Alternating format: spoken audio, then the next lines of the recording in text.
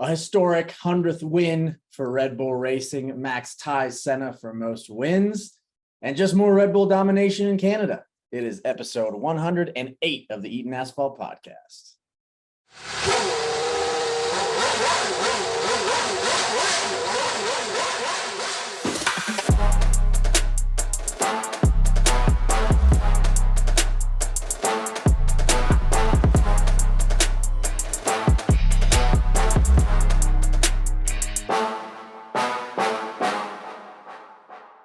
Max did it again. Red Bull did it again. This time we just have records for it, though. Dude, it feels like we are in Groundhog's Day a little bit, you know?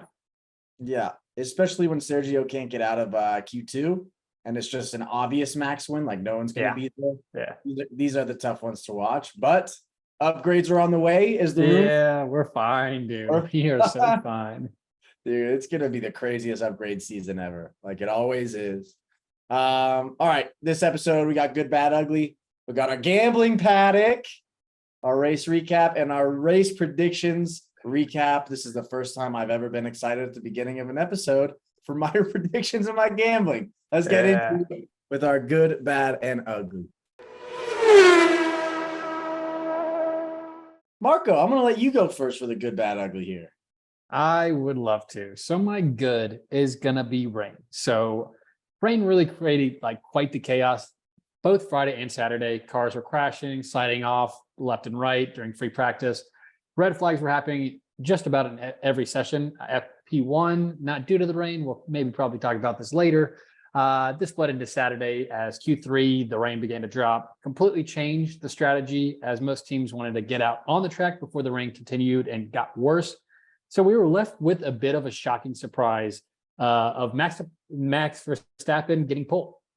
Just kidding. It was Nico Hülkenberg finishing second. Yet F1 needed to ruin all the fun and get a 3-place grid penalty for not adhering to a red flag. And I can only imagine what the rain would have done on Sunday. It was just torrential downpour, heavy on Friday and Saturday. So if it was anything like that, I think it could have been, who knows what would have happened, but I think we've had more crazy qualities this year than like in this small amount of time than I can remember.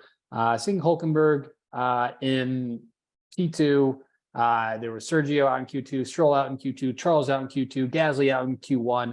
So just like a lot of things going on, which was great. I think this makes like it, it doesn't, you're not just focused on the Sunday. Like there's a lot of things to go. Creating havoc on Saturday creates a little bit of havoc on Sunday.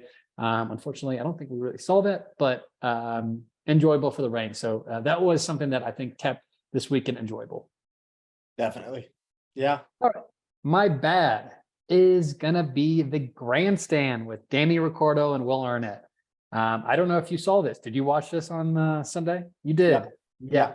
So I tried to do a little dual screen. I started with my phone on, I call it the Danny cast instead of the Manning cast. And then had the actual announcers up on my TV. I did this because after the first couple minutes of the grandstand, I was like, I feel like I don't want to do this anymore, but I feel like, hey, maybe it'll get better. I don't want to miss out on it. So I watched them both, and I'm pretty sure this negatively affected my race experience like twice as much because I couldn't figure out what to listen to. But I thought it was terrible. Arnett just doesn't know enough about the sport to be able to host this live, I don't think. He was asking a lot of very, very dumb questions at like a lot of the radio conversations that came up. He was like, Danny, what does this mean? He was like, what does it mean? Like when he's like, I don't have to worry about the gas. What does that mean? I was like, well, it's intuitive. He doesn't have to worry about his gas. So like, it's just a lot of too much conversation outside of the current race. It just was hard for me to focus as well. Little actual insight, like I said, kind of like it was the Manning cast. Like the Manning cast is a perfect thing. They know the ins and outs. They know the X's and O's. They both do, and they'll dissect the actual game. They needed to dissect the actual race. I think Danny did a decent job of like trying to explain certain situations. I just felt like it just kept falling off the rails time in and time and again. I thought it was just a surprise too. I didn't see who all was going to come on. Patrick Dempsey. I didn't realize that he drove in Le Mans. drove in Le Mans, American Le Mans, like 4 different times, has his own like race team. That was cool. Josh Allen, unfortunate, had terrible service and didn't get like hardly a word off. But he was at the US Open, so that's cool. And then Marshawn Lynch, which was just out of the blue. And I think the only thing he talked about was, do you think I can fit in this race car? And it was just like a long-winded answer of like, no, you're way too big. So it was just, it was their first time. So I'm going to give them maybe the benefit of the doubt. They'll pick up from a lot of their mistakes. I don't know how, well, like, unless he was just playing very devil's advocate or dumb and being like, hey, I'm going to walk through these viewers on a lot of the basics, and he knows all this stuff, and they're like, hey, you're going to have to actually like pretend you know this stuff and act like you know this stuff. I don't see how this gets much better, because it was tough watching that conversation go back and forth. Will Arnett's got to go through a little boot camp, like a little F1 boot camp. Should be like, hey, this is what a hard tire is, and this is why you use it. I mean, yeah, it was tough to listen to. And I like I said, it was just so much not about the race that, I mean, dude, they're like, I think there's some funny parts of Danny eating poutine, him drinking maple syrup. Like, there's a little bit aspect, but like, I think he spent like half the race just going back to eating that. Will Arnett is like advertising Reese's because he's a spokesperson for it, eating Reese's. It was just, I was like, dude, stick to the sport. Like, this is a great podcast type of banter back and forth. Oh, talk about a little bit of the race, talk about some other stuff, back and forth, whatever. We're here to watch the race. Like, let's talk about that race. So that was my bad. It was a tough watch for me. And then my ugly is going to be CCTV. So CCTV is supposed to protect the safety and lives of its fellow citizens. On Friday, CCTV killed their citizens' gambling predictions, though. After only 3 laps of FP1, they stopped the session, and for the next 40 minutes, everyone waited around just to be told it will be, in fact, not to restart. I was planning to watch myself, and my God, I could not imagine how mad I would have been if I wasted an hour listening to announcers just find things to talk about, and then for them to be like, "Oh wow, that sucked." So CCTV, I mean, it's supposed to be for the people. Yeah, I thought this was going to be a bit of a bummer of a weekend again for my gambling picks, because I had Sergio to beat Alonso in FP1. And I was like, honestly, it was like, what a creative way to lose. Like, who had it on their bingo card that the CCTV was going to just stop and red flag the entire session? When it was like 40 minutes left, I was like, oh, okay, like maybe this is how this is crazy. and then like it started getting like 30, 20 minutes, 10 minutes. And I was like, this is going to be how I lose this bet. And this is just, I mean, I don't know. I almost retired, but sneak peek didn't, because I couple. So that was my good, bad, and ugly for the Canadian Grand Prix. Wonderful. Good job. All right, my turn. My good is Logan Sargent. So yes, it's, I can see some hesitation right now.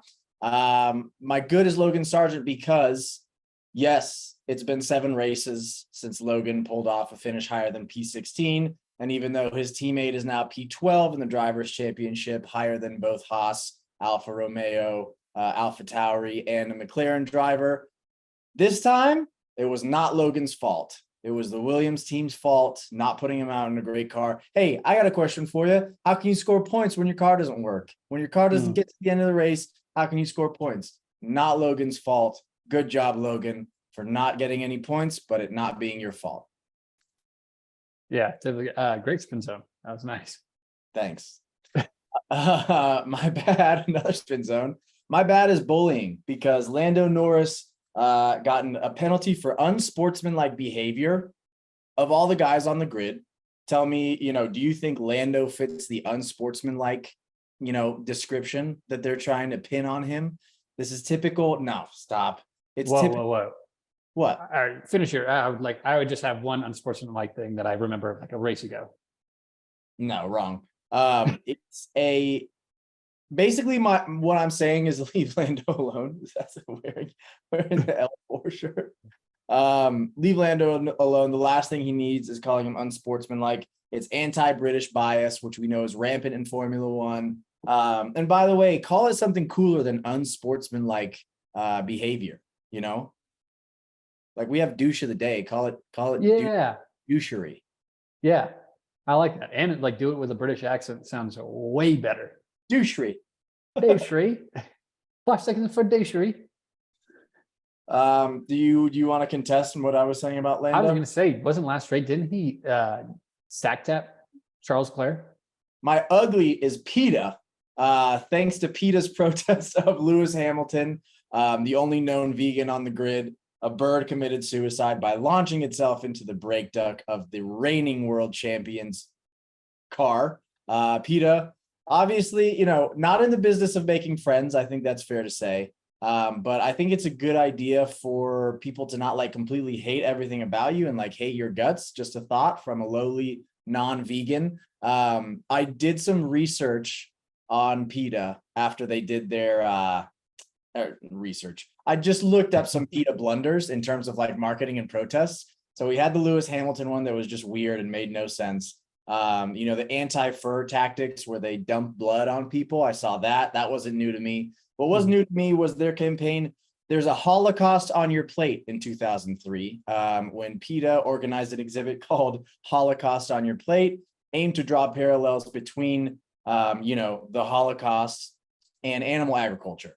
So I guess some Jewish groups weren't too happy about that. They ended up getting sued. In 2008, in an effort to stop people from drinking milk, PETA in the Got Milk font put up billboards saying "Got Autism," trying to draw a link between autism and dairy consumption, which is, I mean, and then finally in 2010, saw this. They had a billboard that they had to take down because of the FCC, because it was too graphic in showing a cartoon whale ripping open a human body, because they were protesting Tilikum, which is the SeaWorld orca that's still there. They had a billboard of him eating a human. And finally, like, the government had to step in and be like, hey guys, we know you paid for this. Absolutely not. Can you show this? So anyway, my ugly is PETA. Thanks a lot for killing birds and being the worst. Birds aren't real, but it's fine. Birds aren't real. Yeah, Next. that was actually that was a PETA did that. They put a little fake little bird in there, put it in Max's thing. It was like, we're going to call his attention to that. Dude, PETA should be on the birds aren't real side. How can you defend what's not real? Well, then that would, they're defending the birds. True. So they want birds to be, yeah. No, we'll come back to it. Hey, pretend that never happened. All right, let's move on to gambling paddock. Marco, if you don't mind, I'm gonna go first on this very, very special gambling paddock. This was, I went back and looked at it. This was the first weekend for me in giving out gambling picks that I didn't lose money. Yeah. So yeah, only Matt uphill from here. What were you gonna say? It's only uphill from here. It's Like, only your uphill. trajectory is really going up. First you gotta bottom out, and then you rock. You bought the dip. You're like, hey, you guys, you think this is low? This is where you buy now. So yeah, I had Max Verstappen pole, double unit special at -200, and then Sergio Perez to beat Fernando Alonso in FP1. Thanks a lot, CCTV. Even money, baby. Not going down. So yeah, just a little push. Push. Nice, Pushing all the chips in. All the chips. And you get all of them back, but no more. Right. Yeah. Yeah, I see it. Yeah, that's cool. Hey, please walk away from the table. All right. Nice. I didn't have as much luck. So your bad was something that really affected my gambling corner. Lando top 10. Had that top 10 pretty easily, and then got the 5-second unsportsmanlike conduct. So I saw the last couple laps. He was like, I know I got this 5 seconds. I'm going to race my off. Just didn't have, there was and I think we'll talk about this in the race, but there was a DRS train for the entire race with about 10 cars, which made it very little passing for a good chunk of like the middle part of the entire grid. So he was a part of that, made it hard for him to actually move up, and just did not get enough umph into it to get the 5 seconds to stay intense. So dropped down to 13th, I believe, from 9th or something. Unfortunate, that was a miss for me. And then both Red Bulls to score points, minus 400, 2 units. So I came out, I lost $10 total. Dropped 20, made 10. So a small little drop. Sorry, loser. First time, I feel like in a minute that I've actually lost money myself. So I'm going downward trajectory. You're going up. A lot of things could happen. And I also think that when we finish the race recap and talk about race prediction, we're kind of on the same boat on that one too. So tough weekend for me. You love Canada. Dude, I might literally get married in Canada. Yeah. Last minute change. Let's go race recap. All right. Like I said, for our race week recap, I think quali was the most interesting day that we have, our Saturday. It was just a very big mix-up on Sunday. Ferrari blundering their strategy again. Leclerc just not very happy at all. Thank you. Shout out to my co-host Ian for sending me about 15 things about Ferrari strategy, how bad they are, how terrible and upset Leclerc is, how just everything's in a shambles. So I got flooded with that. So thank you very much. Love to see it live. Love to just recap it multiple times and just not be able to get away from it. So thank you for that. Max dominating quals because of the rain coming in, winning by over 1.2 seconds to Hulk in second. So just kind of a wild thing to see second place being a full 1.2 seconds behind first place in quals. Sergio out in Q2, like I said, same with Stroll, Charles, and Pierre out in Q1. Gasly was just furious about Sainz impeding and ruining his flying lap in Q1. That definitely could have been a very bad crash coming into that like little mini chicane there. Yeah. And yeah, I know Sainz like, it depends on the FAA if what they want to investigate. I got impeded 7 times. It's like, count. I want to count these. 7 times is an extraordinary amount to drop and saying I was impeded yesterday or today 7 full times. But as a Ferrari guy, I just got to back him up and say that was at least 7 times correct. And then 4 drivers got a penalty in quality. So just a lot of craziness, a lot of impeding, a lot of problems that were going around. So that was like a fun little quality that we had.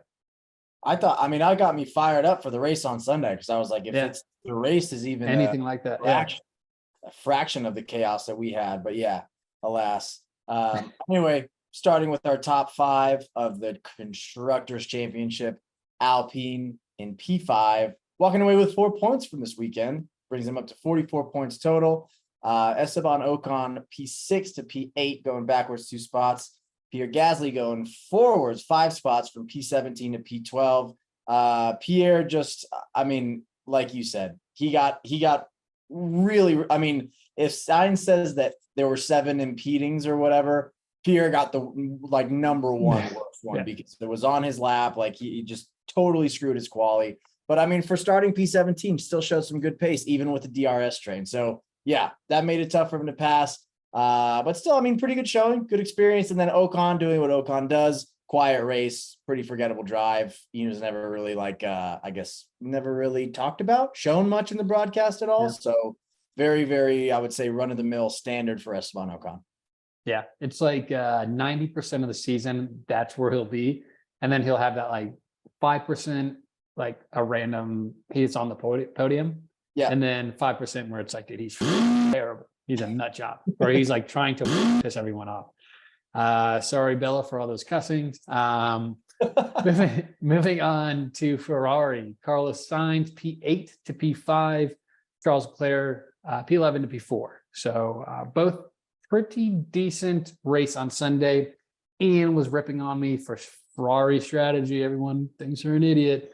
On Saturday, and a shocking start of the strategy on Sunday when both drivers stayed out on the yellow flag, while I think just about every other team brought their drivers into pit and put on hard tires. I think they were the only 2 that were on mediums. Everyone else was on hard. So I was pretty terrified. Ian was just ripping on strategies. And so, these are my strategies right there, 1 and 2. And so with that strategy, they finished only 4 and 7 seconds behind Lewis in third. I think staying out in that strategy, they saved the pit stop. So their pace was a little slower. They just had to manage the tires better. But yeah, I mean, I think they were kind of in a race of their own. I think there was like behind them was 18 or 21 seconds. So, close enough to those upper guys. So a little bit of progress here. Still is the outside looking in from the top three, but I've seen worse in the past month from Ferrari. Definitely. I mean, I you haven't can't seen better. I don't think. a P4 and P5. If you would have told him that, like if I would have told you that on Saturday when I was sending you all that fun Ferrari, Yeah. don't think you could have asked for better. Yeah, no, exactly. It's all relative, I guess. But still just, actually Ferrari did score the second amount of points this weekend, which is shocking. I mean, yeah. Ferrari comeback? P2 maybe? No. Moving on to P3, Aston Martin, 20 points this weekend for a total of 154 on the season. Fernando Alonso going from P3, really getting bumped up to P2 thanks to Nico Hulkenberg. So starting P2, ending P2. Lance Stroll starting P13 due to some, I don't know if we can call it unlucky anymore. I think at some point, like the garage has to have some responsibility and be like, hey, we just need to be faster in quali. Yeah. But yeah, starting P13, getting up to P9, so 2 measly points. But Aston Martin have the second quickest car now. Like it's confirmed. I think Fernando Alonso was like coasting a little bit and Lewis Hamilton was gaining on him toward the end there. But at the end, Fernando was like, look, hey, I want to go for the win. Like I got more pace. I think I can go try to track him down. That was exciting. I think if Max were like, if Max could have heard that, he'd be like, oh, well, that's cute. Like I still have, all this pace. I'm coasting myself. Yeah. He's like, dude, I haven't touched the accelerator in like 45 seconds. But yeah, I like the battle between Aston Martin and Mercedes with them both bringing upgrades, them both thinking that they have, the second fastest car, like that's where the race is going to be. And that's where like the entertainment's going to be while Red Bull just marches off into the, to the promised land with their rocket ship of a car. But overall good showing. 20 points doesn't seem like a lot, especially when somebody walked away with, P2, but at the end of the day, once Lance gets kicked off the team from Daddy Stroll and Mick Schumacher gets in that seat, Mick Schumacher, okay. Okay. Yeah, I think this is going to be like my most interesting, I guess Red Bull as well, is like the silly season coming up, just the rumor mill that starts to play. Yeah, I mean, Lance has put his dad in like the worst. There's just no fucking way that Aston Martin doesn't change. So there's no way. You don't think? I don't think so, dude. Not this year. I don't think this year. I think like they're gonna be like, all the wrists. Remember his wrists? Like they're still affecting him. Yeah. That's the perfect thing to go back on. Yeah, just be like, he still hasn't fully recovered. He needs wrist surgery at the end of the season. The Big Ben walking boot, dude. He just brings out the wrist every time he doesn't get out of Q2. Yeah. He just comes up to the podium every time, like when they're like the post-race interview. He's like, I can't. I don't know. It's just like big block. Yeah, big blocks. Hey, I don't know. All right. Well, moving on to our number 2 team, Mercedes, 167 points, 15 points this weekend. Lewis Hamilton, P4. Quals starts P3 because of Nico as well. Finishes P3. George Russell, P5, starts P4, into a D and F. So similar. It's just similar to Aston, where one really strong showing from one driver, just not so much on the other. I think it probably would have been a 3-4 finish for Mercedes if George had not got some car damage after hitting the sausage curb, lost a little bit of control, and slammed the rear of his car into the wall. So he had to take some time to get back into the garage. He was really running on 3 tires. Ended up retiring in lap 55 due to brake issues. And they were just giving Mercedes a bunch of hype for saying how reliable this year's car has been. And I think it was like in the same breath where they're like, and he's retiring. So just like weird timing on that, but it was definitely his fault. Unlike your boy Logan Sargent, where it was just the car's problem. This one was like, hey, I kind of fucking ran into the wall pretty hard here, causing the car to go out. So DNF on himself, tough blow for the team. But I think small victories here. Obviously, the Aston Martin car is better than Mercedes. Lewis had a very good start off the start of the race, passed Alonso pretty well. The only thing I had to say too is when George was coming in, his tire that was popped fell off and almost knocked out two Mercedes mechanics very, very hard. And so we were very lucky to see. We've almost had so many run-ins to mechanics or pedestrians on this track. This time was not like FIA fault. This was just a rogue tire going crazy. But yeah, we almost saw two more fatalities. I still want to blame it on the FIA. To me, it's still the FIA's fault. They're like, you should have stopped him. Like they knew this was an unsafe car. You should have just had him pull over. The other thing the only thing I want to add is George Russell's interview post race when he was like when he was giving kind of like the reason and kind of the kind of like recap.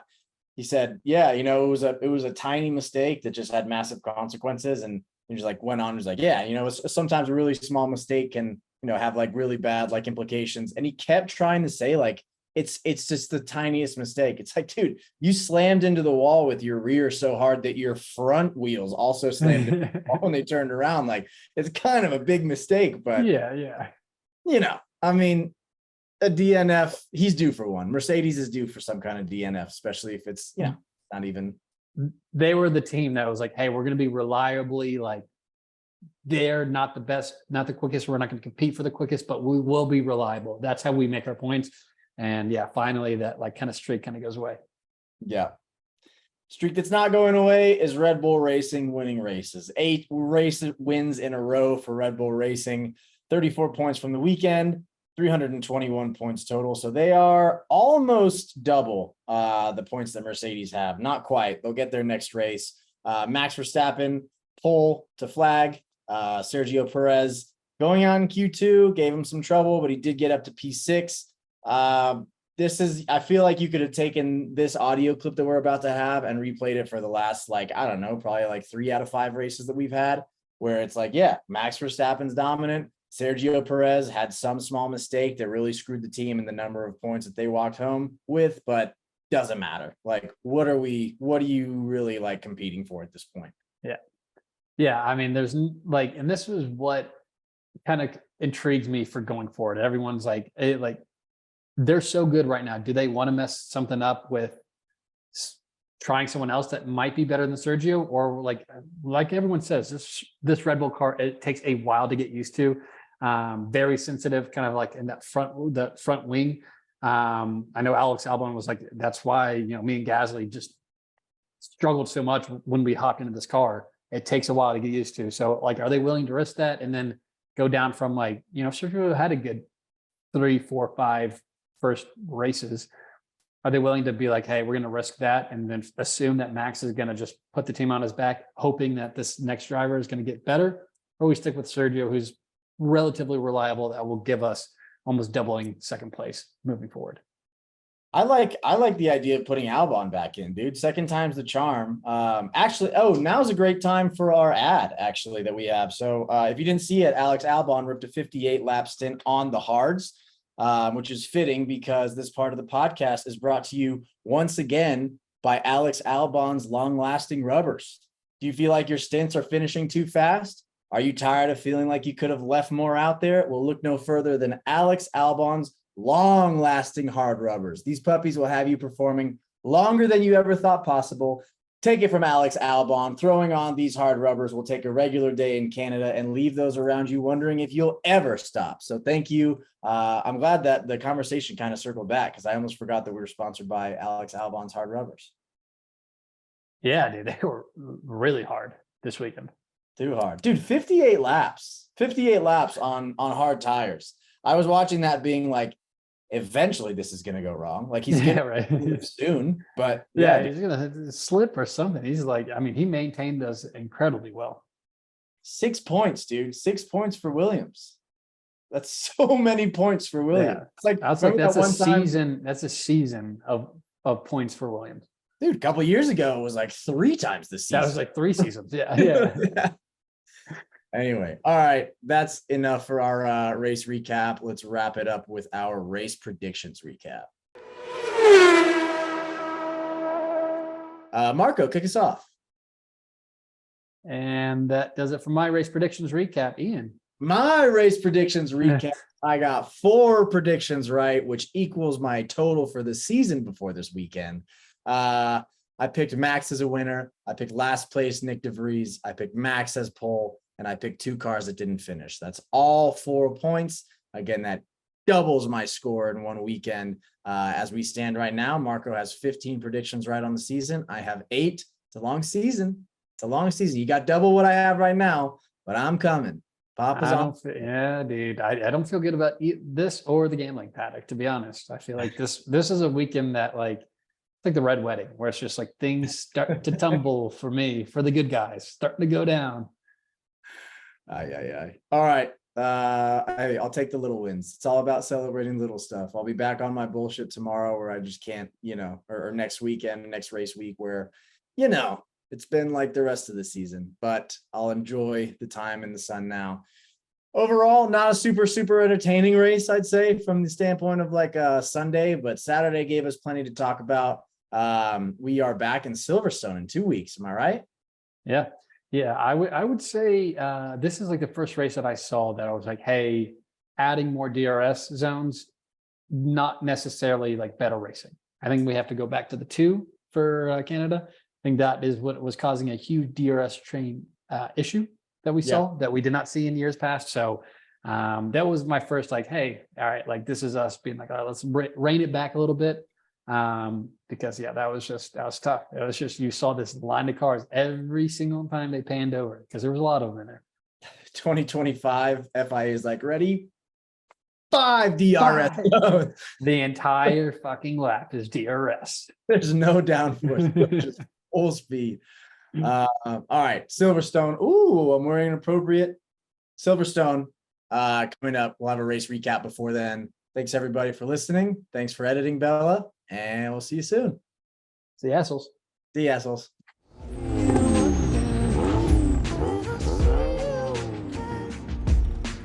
Hey, thought you could leave without saying goodbye.